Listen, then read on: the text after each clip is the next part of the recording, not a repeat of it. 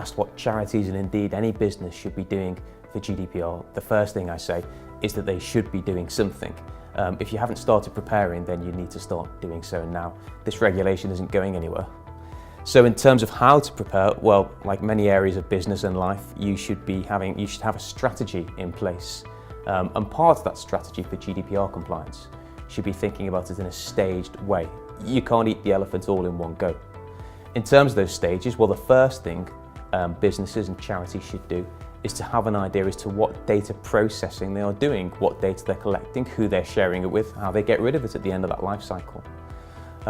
In putting together that document, you don't need to take a forensic approach to that, and it certainly shouldn't be at the expense of putting other more practical compliance steps in place.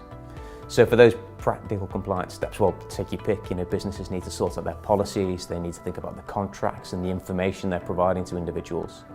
But I always say that one of the first practical steps should be thinking about sharing data, because that changes the risk matrix when data is leaving your organisation.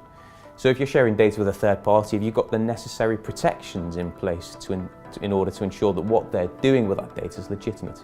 If it's subject to a legal document, does that document contain the necessary protections?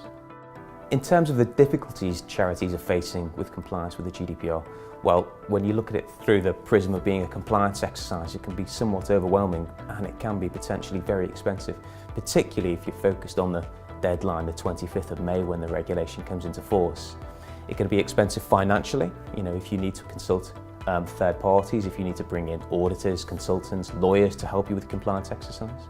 Or even if you want to take more of a hands-on approach yourself, it can be expensive as a time exercise if you need to invest the time in getting to know this regulation. But I'd encourage charities and all big businesses to look beyond this, to think of this not just as a compliance exercise, but a commercial exercise.